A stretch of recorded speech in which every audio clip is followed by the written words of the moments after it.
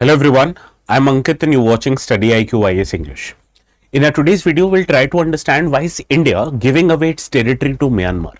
Now, the reason why we have picked up this topic for our today's discussion would be very clear once you understand the context. Now, India and Myanmar, they're exploring a possibility of exchanging their territories in order to solve a decades old stretch of border alongside Indian state of Manipur, which still hasn't been demarcated. And even the Ministry of External Affairs of Government of India has confirmed it. It has said that yes, discussions are ongoing in order to settle unresolved sections of the boundary which is between India and Myanmar. So why this mechanism has been adopted and what are the criticisms of this mechanism? This is what we are here to understand today. And the notes which I will be using for our today's session, you can also download them by going to a particular Telegram channel called as ATS Live. And while you're at it, please do not forget to subscribe to the channel also. So let us try to understand what this proposal of exchanging of territories actually means. Now, Government of India, it is examining a proposal, and this proposal is to complete the demarcation of the boundary alongside certain border pillars. These border pillars are between 65 to 68, which is located in India's Manipur state, which also shares boundaries with the country of Myanmar. Now, India wants to demarcate these border pillars, which is approximately 2.8 kilometer distance between them, right? And in order to demarcate this boundary, India wants to exchange around 1.4 square miles of its territory with Myanmar. And this proposed area which I'm talking about, where border pillars 65 to 68 are located, these are located in Manipur's Chandel district, which shares boundaries alongside Myanmar in its Cabo Valley, which is a part of Sagai region, right? So let us try to understand how long is India-Myanmar boundary and which of the Indian states are the ones which shares its boundary with the country Myanmar. Now, India and Myanmar shares a boundary which stretches along more than 1643 kilometers, and four states of Indian Union, that is Arunachal Pradesh, Nagaland, Manipur and Mizoram, they share their boundaries with Myanmar. And on Myanmar side there are two regions, that is Sagai and Chin state, right? So this is the rough characteristics of India-Myanmar border. Now, much of the region that is located in India-Myanmar border, it is following in mountainous and forested areas, and as a result, they have been porous. Porous boundaries mean people living on both sides of the border freely move around the border in order to ensure that their ethnic ties remain intact, right? And so historically, people across both sides of the border have moved freely.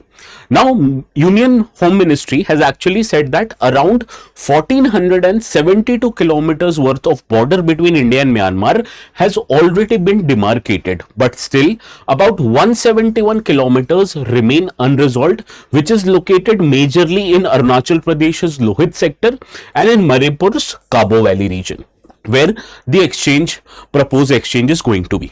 Right now, what has happened that in 2024 the government of India announced that it will fence the entire 1643 kilometers of India-Myanmar border, and in order to expedite this demarcation of unresolved stretch, it is very necessary that India completes the demarcation of the disputed border pillars, and therefore India can continue with fencing of the border, which it has not been able to do in those unresolved stretch up till now. And why India needs to fence the border? In order to control illegal immigration, movement of the insurgents, and prevent cross-border crimes like transportation of contraband which is happening alongside the region. So this is the primary motive of Indian government, in order to demarcate first the boundaries completely between India and Myanmar, and then put a fence alongside the entire 1643 kilometers boundary.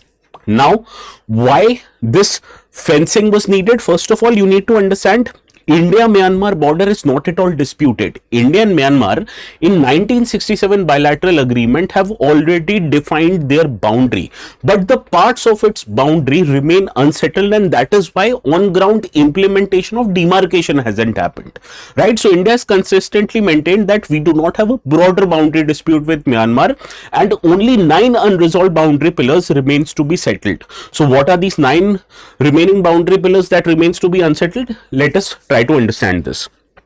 Now, these unresolved boundary stretches actually located in three different areas. In Molcham sector between boundary pillars 64 to 68, More sector between boundary pillars 75 to 79, and Choru Khonu sector between boundary pillars 88 to 95. And in 2018, the government of India actually informed the parliament that whatever unresolved stretch remains, we would demarcate them by ensuring a bilateral boundary mechanism between India and Myanmar sits, which will be able to identify and install these 9 boundary pillars. And for that, there is a possibility that some territories might be exchanged between these two countries, right? So this is a bilateral mechanism with which we need to first of all demarcate the boundaries, and this is why this exchange of territories are actually happening.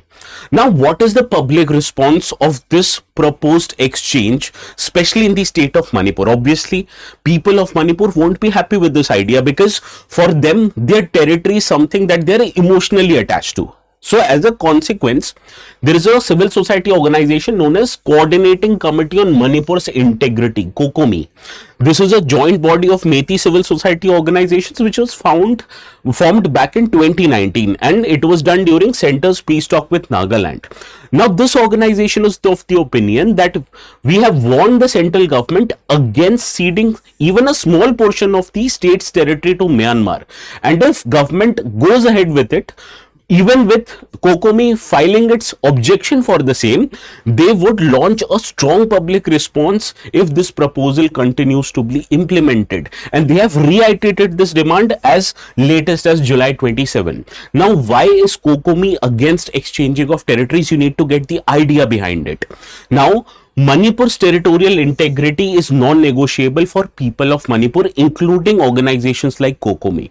They are of the opinion that our state's existing boundaries has been inherited from previous generations, and our previous generations, by the virtue of their life, have continued to defend this territory and the boundaries of the state of Manipur. And when Manipur became part of India in 1949, they lost parts of this historical territories, and therefore they are in no mood right now to give even a small inch of their land to another country.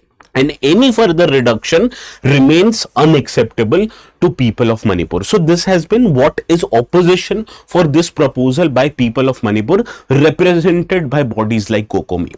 Understood? So this was all for today's video.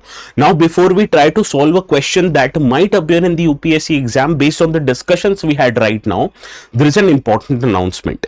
Now, current affairs per se, these kind of developments become important from our exams perspective from different point of view.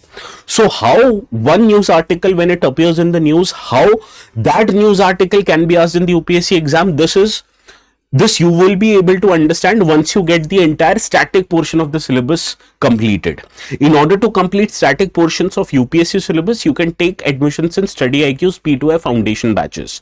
These batches are offered also exclusively in English language. So take admissions in those batches, especially for students living in Northeast, East, South India, and even for people living in North India. If you want to get educated in English, you should take this batch.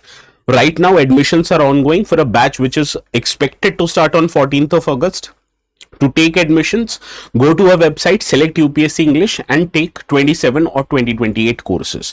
Before making the payment, if you remember to use this code ATS Live, you're going to get maximum discount. So do not forget that. Right now, before we wind up, this is the kind of questions that can be asked. Which one of the following states share boundaries or borders with Myanmar? I have given 5 states of India. Do let me know the correct answers of this particular question in the comment section. And before we wind up, if you want to download the notes, this is where it would be made available on the Telegram channel ATS Live. So this is all from my side for today. Please have a very good day and we'll see each other again quite soon.